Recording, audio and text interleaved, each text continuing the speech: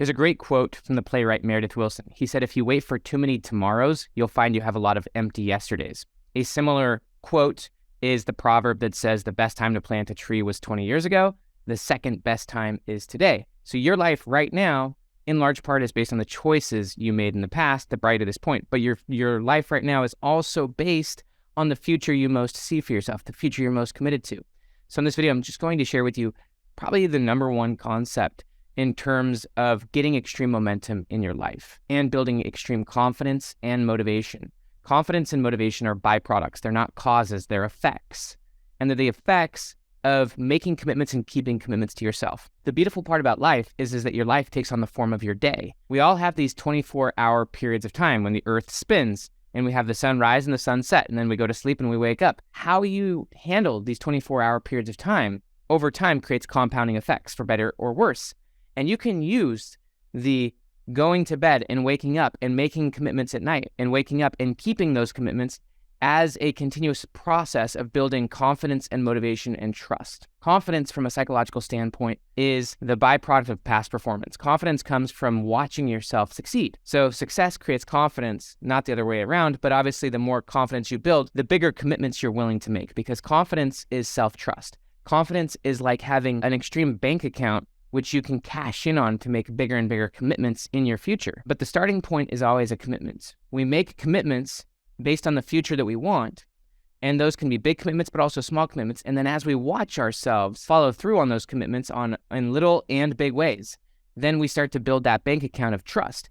And that trust, that confidence also creates motivation, because now we want to make bigger commitments. And it's very thrilling. It's very exciting. This is another thing where people get mixed up on the idea of goal and process. They think that they're separate things. It's a lot easier to just think about them as the same. The goal and the process are the same thing. Rather than being so attached to the goal that you don't want to do the process, or so attached to the process that you ignore the goal, it's so much better to just look at them holistically. The goal and the process are the same. And so whenever you're thinking about a goal that you want and you visualize that and you feel extreme gratitude for it, you want mental creation, which means you visualize it with specific detail. You also want emotionally to accept and believe you deserve it.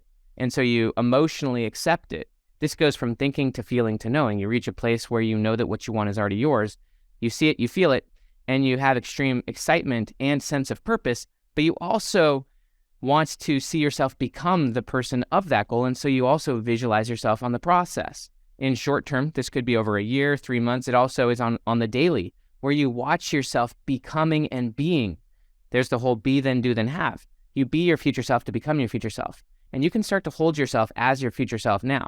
You can start to hold yourself as the person you want to be. You can start to actually engage in the process from the identity, from the perspective, from the purpose, from the orientation of your future self. And the more you do it from a place of being a student, but also being totally happy. One thing that I have absolutely come to learn, and this is really interesting, there's a difference between needing, wanting, and knowing. And if you think you need something, then you have an unhealthy attachment to it. You think that you need it in order to be whole or healthy or happy. If I need that $1 million, right? Or if I need that person's approval, then you're very dependent on something outside of you, and you feel like who you are now is lacking, very lacking. And that type of needing ultimately leads to an endless consumption of thinking you need more and more and more and more and never actually getting anything out of it. Wanting is much more powerful than needing, and wanting is a skill, as Dan Sullivan would say. Dan Sullivan actually has a beautiful book on this subject called Wanting What You Want. And wanting is a skill, learning how to cultivate desire, learning how to refine your desire, and ultimately learning how to create your desires. But there is a place when you go from wanting to knowing, and it's a similar process of going from thinking to feeling to knowing, where you know that what you want is already yours. And once you get to that place, then you have no attachment, because you already are at a place of complete acceptance of your future self.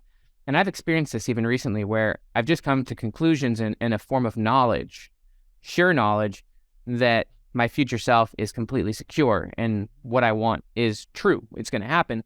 And so what that knowledge does is it leads you to letting it go.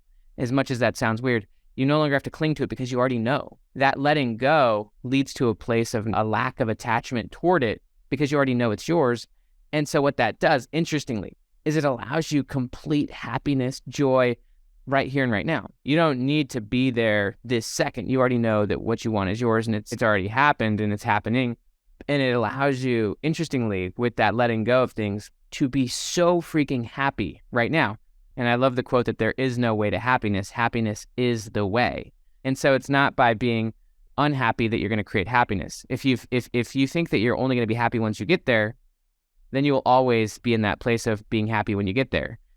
And so your orientation right now in the present is going to create your orientation in the future. So the goal and the process are the same. You want to see yourself as your future self. You also want to watch yourself being and becoming your future self in the process.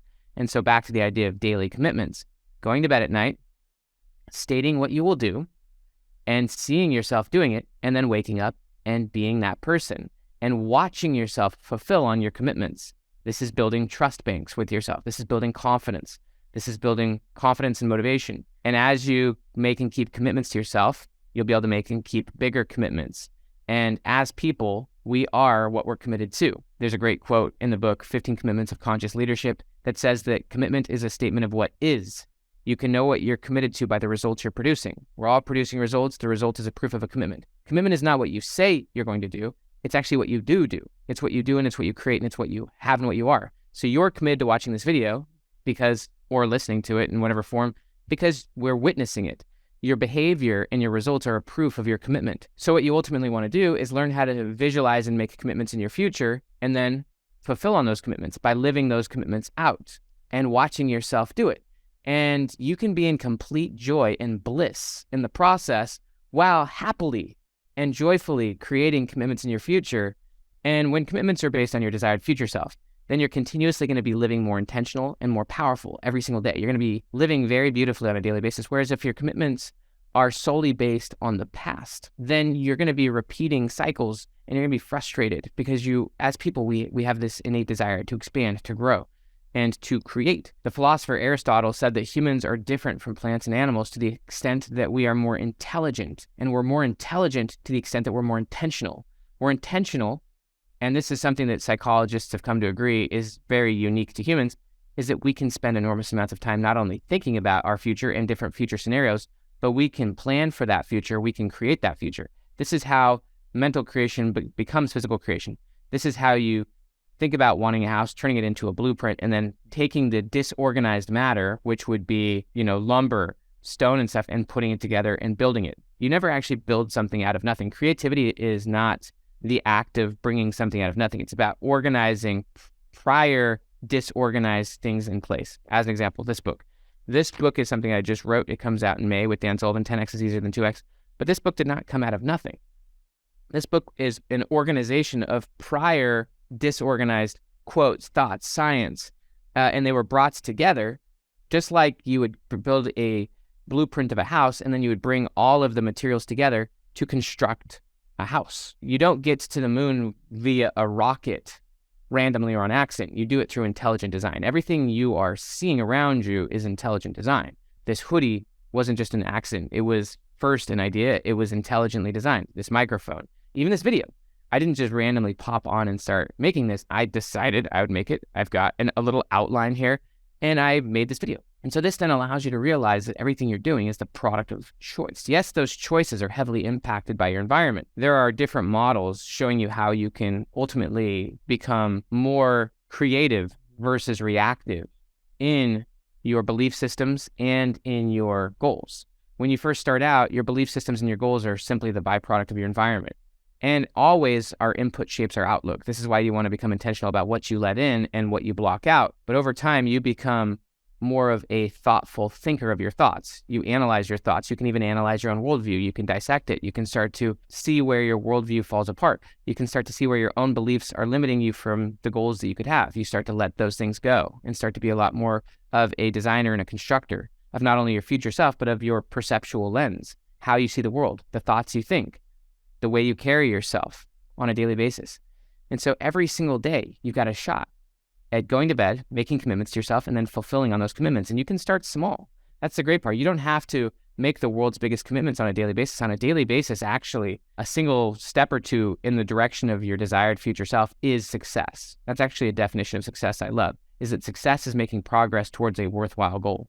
And worthwhile and meaningful is what's worthwhile and meaningful to you. And courage, by the way, and I spent my entire master's and a lot of my PhD studying psychological courage. The psychological definition of courage is taking intentional action towards a noble and worthwhile goal that involves risk. Courage involves overcoming risk, subjective risk, physical risk, moral risk, emotional risk, but you're taking those risks and you're moving intentionally towards your desired goal. And that courage, by the way, comes from commitment. My favorite model on this comes from Dan Sullivan, his 4 C's model. You commit, and then commitment leads to courage, which over time develops new capabilities and eventually new confidence. And so as you commit, you then follow through on those commitments and you become your desired future self. And you have absolute joy in the goal and the process, knowing that the goal and the process are one. And you enjoy watching yourself, carrying yourself more and more as your future self. And you're at that place of knowing and having let go, you're in full joy right now. And that through that full joy, through that higher levels of acceptance and knowing, you just be your future self. And you love where you're at. You absolutely love where you're at. That's the special spot to be, by the way, that I think very few people comprehend. This is why there's such debate on goal versus process, or such debate on happiness. It's because people don't understand that we, as we develop and mentally and emotionally, we develop the ability to make and keep commitments towards things that we believe to be worthwhile and noble. And we get to a place going from thinking to feeling to knowing, where we accept that what we want is ours, it becomes our identity, and we move forward with happiness and joy. And we're happy in the process, and we're happy accepting the goal. And it's just and it happens faster and faster and easier. I think a great psychological term for this is psychological flexibility. Rather than being so caught in the past, you're flexible at visualizing the future, accepting your future self, knowing that your future self is very different from who you are today, coming to know that person more intimately, and letting go of the consistency of who you were in the past, and becoming flexible at trying and being and experiencing yourself in new ways, and watching yourself in the process of being and becoming your desired future self. And you do this through making and keeping commitments with yourself. And you can do that with, writing down, and I challenge you, no more than 3 commitments a day. As Jim Collins would say in Good to Great, no more than 3 priorities, no more than 3 commitments a day. Go to bed, think about what are the 3 commitments I want to make to myself tomorrow or to other people, and then wake up and fulfill on those. And then just get better and better at doing that. It's not like perfectionism is the goal or perfection is the goal. It's just about getting better and better at making and keeping commitments to yourself and other people, and watching yourself be the person you want to be and become the person you want to be. It's a beautiful process. Hope you enjoyed this. My name is Dr. Benjamin Hardy. Please like this video, please subscribe, and have an amazing day.